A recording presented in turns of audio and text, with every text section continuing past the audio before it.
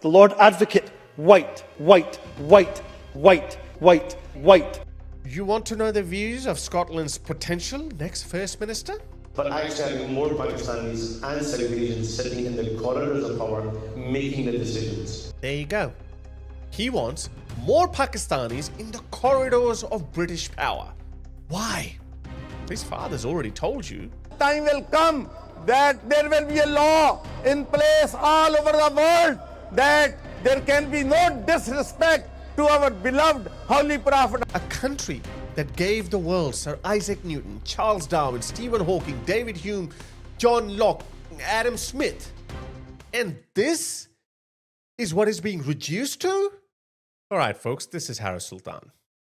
You know the old saying, those who stand for nothing fall for anything? Some say Alexander Hamilton said it. Others credit a Scottish preacher. Honestly, it doesn't matter who said it. What matters is, no words better describe today's Britain. Just 75 years ago, the British people pulled off one of the greatest miracles in human history. They rallied behind Churchill. They stood alone against Hitler's Third Reich, without the then isolationist Americans, without anyone. And they held the line. They fought for their land. They fought for their values. They fought for their civilization. But today, their descendants, in just under a century, are throwing it all away. This isn't immigration. This isn't diversity. This is a civilisational suicide. It's not happening by accident. It's happening because the British people stopped standing for anything. And now, they're falling for everything. Take a look at this. The mayor of Brighton. He's a Bangladeshi Muslim who can't even speak English properly. Thinking you're not getting enough energy, you must look what is your food, what is your body need. Your body, you are putting energy in an office, in a working place, but you're not giving enough for yourself. How could be you happy? You forget the materialistic life, you forget the car, big swimming pool, you big house. You must look after your health. And you're telling me that in all their wisdom, the people of Brighton chose this guy? Is this the end goal of democracy? In one of the whitest cities in Britain, there wasn't a single other person who could win an election against this guy? Here's the ethnic breakdown of Brighton and Hove. Over 80% white, less than 10% Asian or British Asians. And yet, they picked him? Now, I'm not criticizing his ethnicity or even his poor English, even though I should. But just one look at him tells you exactly what set of values he brings with him. Just ask him what he thinks about LGBTQ rights or women's roles in modern life. And yet, this is what they picked. I mean, at least with Sadiq Khan, he's clever. He can charm you, fool you if you're not careful. But this guy? I don't even have the words. And sadly, he's the least of your worries. Meet Mufti Hamid Patel. No, he's not the new Minister for Women's Rights in Afghanistan. He's the interim head of the British schools regulator. That's right. He's in charge of what's being taught to your kids in British public schools. And just look at him. His getup alone tells you enough about the values he holds. Before being parachuted into this interim role, he was the man behind Britain's Star Academies, a chain of Islamic faith schools. Schools where topics like LGBTQ rights, gender roles, and modern civic values are all filtered through the lens of Islamic teaching. Some of their policies, you ask? Well, encouraging girls to wear hijabs outside school, banning un-Islamic images from student stationery. Girls shouldn't even be forced to wear hijabs inside British schools, let alone being forced to wear them outside schools. Creeping Sharia on British soil. That's what it is. Plain and simple.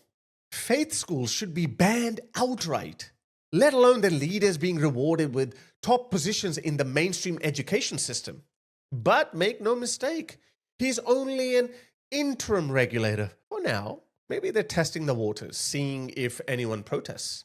And since the British public is fast asleep, don't be surprised when he is made permanent. Okay, so you're electing uneducated mayors, Taliban-esque school regulators, but what about the justice system?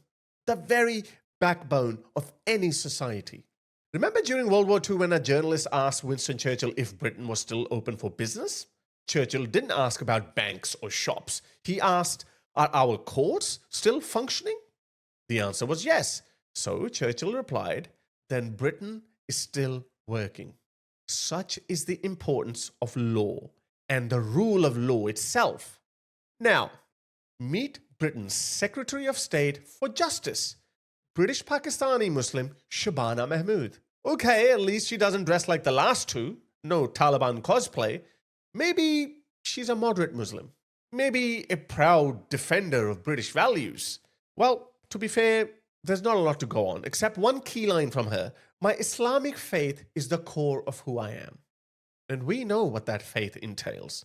Throw gays off rooftops, marry off 9-year-old girls to 50-year-old men, force women into burqas, amputations, jizyas, and the list goes on. Now, to be clear, I don't know what her specific views are on any of these given topics yet, but I do know this. These types are far more dangerous because their true objectives are never on their tongues. They're patient. They're strategic. So for now, we wait. We wait for her to slip up. Okay, meet former MP Chaudhry Mohammad Sarwar, the first Muslim MP in the UK elected in 1997 for Glasgow. A big breakthrough, and probably the beginning of Britain's slow demise. After retiring from UK politics in 2010, he packed his bags and went back to his country of birth, Pakistan.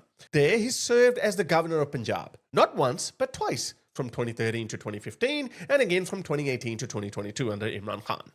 Now, apparently he renounced his UK citizenship to serve his homeland. I say apparently because there's no real public confirmation, only the rule that you can't hold public office in Pakistan if you are a dual national. So either he genuinely gave it up, or he lied. But now, he's back in Britain. And guess what? He's demanding blasphemy laws in the UK.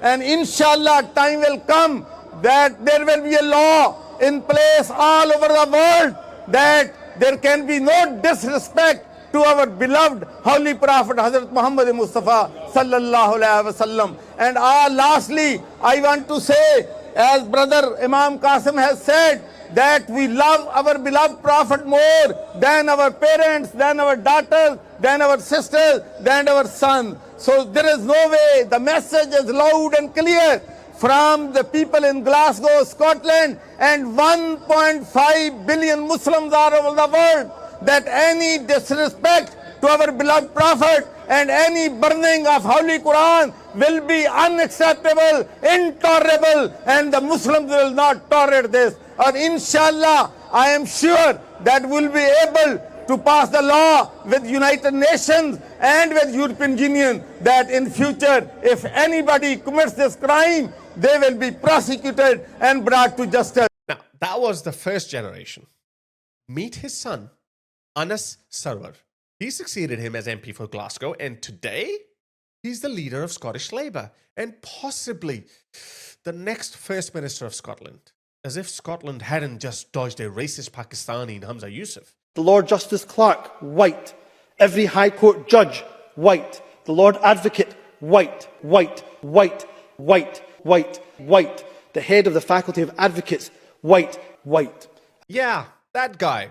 But the future of Scotland isn't looking any brighter.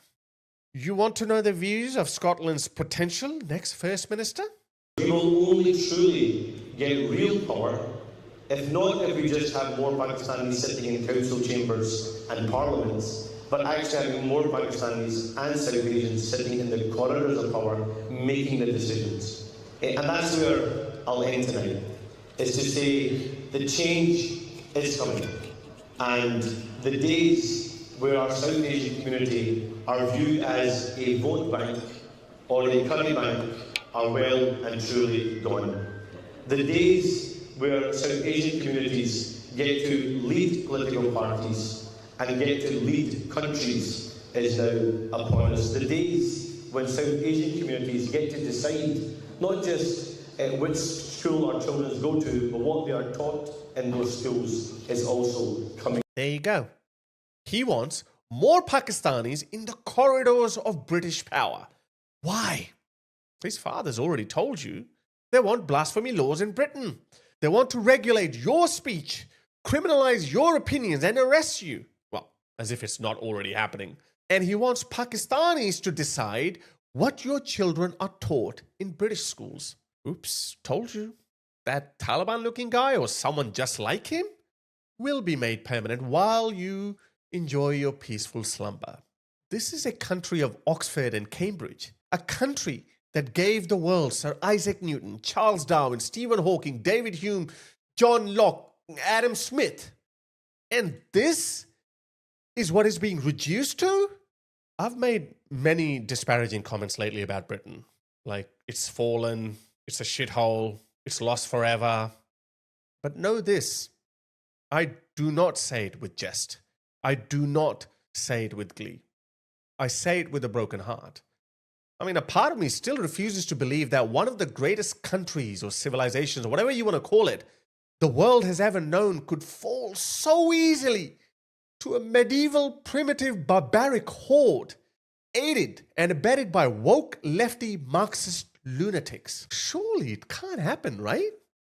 Surely at some point the British public will wake up and say, no, we've gone too far. That's why I said at the start, those who stand for nothing fall for anything.